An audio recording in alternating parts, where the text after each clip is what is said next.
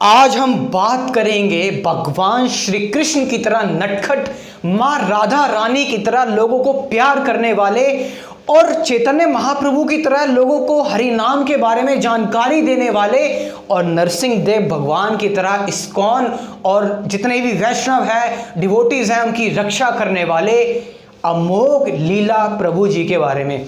क्या आप एक्साइटेड हैं? क्या आप एक्साइटेड हैं? यस।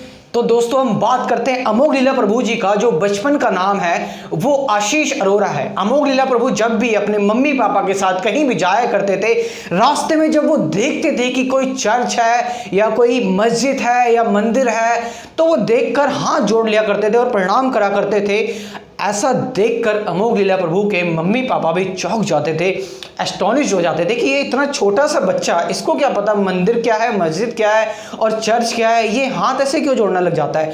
अमोघ लीला प्रभु जी को पहले से ही काफ़ी इंटरेस्ट था, बचपन से ही काफ़ी इंटरेस्ट था। जब भी वो किसी साधु को जाते हुए देखते थे, उनका दिमाग क्वेश्चनों से भर जाता था। वो जब भी देखते थे किसी ने कोई गेरुआ वस्त्र पहन रखा है, तब से वो बहुत ज़्यादा एकदम एक्साइटेड हो जाते थे कि इसके बारे में जानकारी लूँ, इसके बारे में जानकारी लूँ। लेकिन स्टिल वो अभी इन चीज़ों के बारे में सोचना समझना ही स्टार्ट कर रहे थे।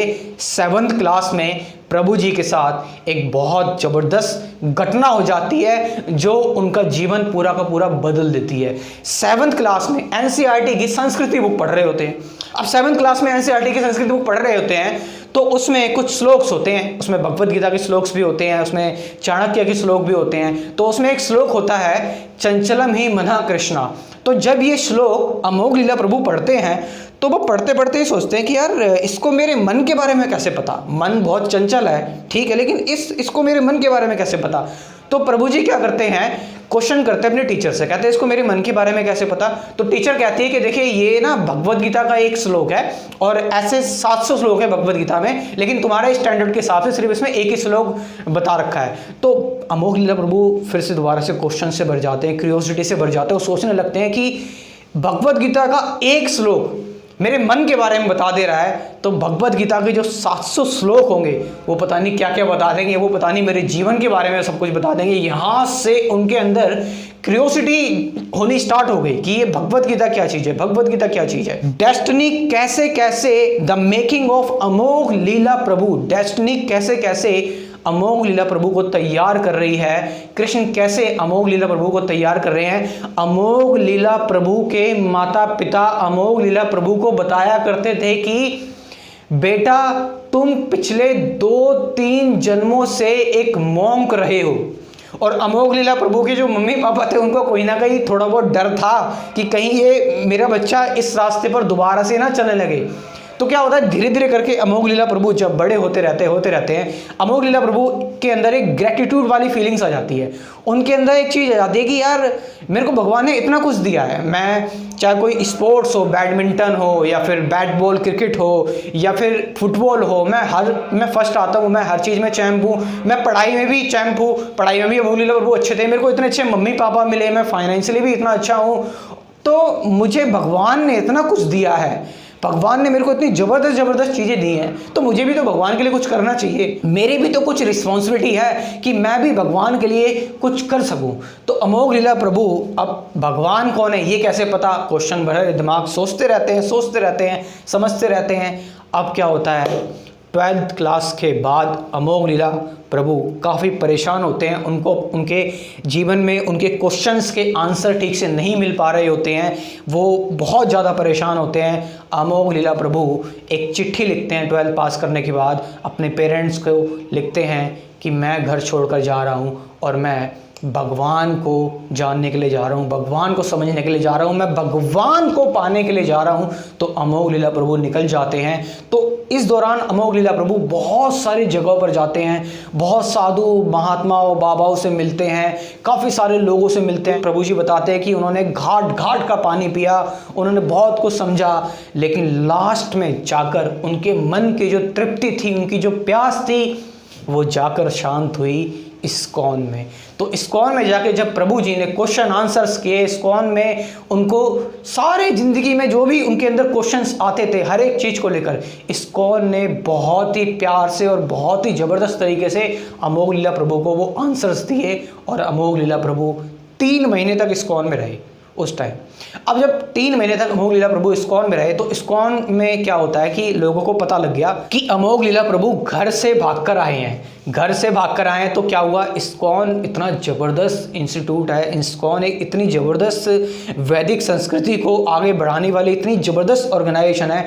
वहाँ पर इस्कॉन के जितने भी लोग थे, ब्रह्मचारी थे, उन्होंने वहाँ पर प्रभु जी की काउंसलिंग की, उनको समझाया, देखो अभी तुम्हारी ये एज नहीं है, अभी तुम थोड़ा और जीवन में थोड़ा और तरक्की करो, उसके बाद तुम इस्कॉन में आना।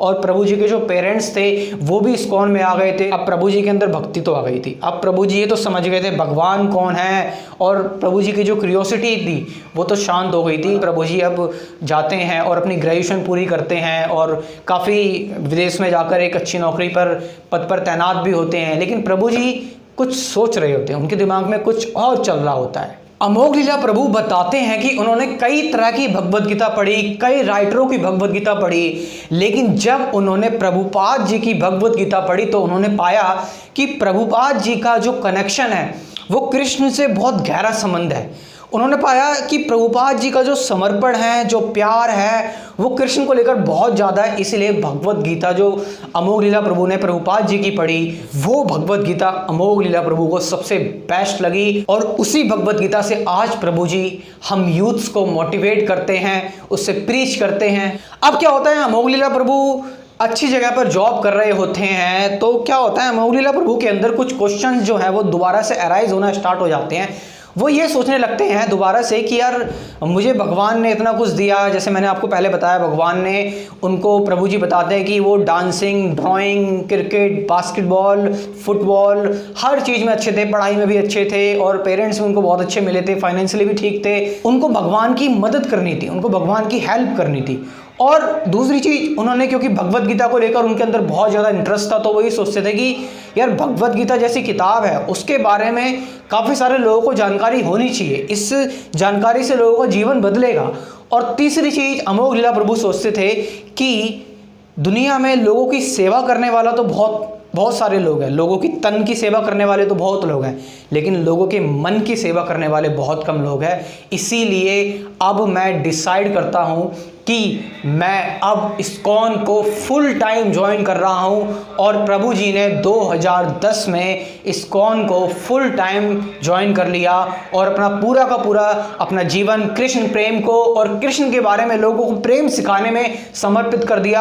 आज प्रभु काफ़ी सारे लोगों को डिप्रेशन, स्ट्रेस, एंजाइटी से बाहर निकाल चुके हैं, काफ़ी सारे सुसाइड रुकवा चुके हैं और काफ़ी सारे लोगों की बहुत मदद कर चुके हैं। आज प्रभु जी इस्कॉन के साथ मिलकर न जाने कितने सारे लोगों का भला कर चुके हैं।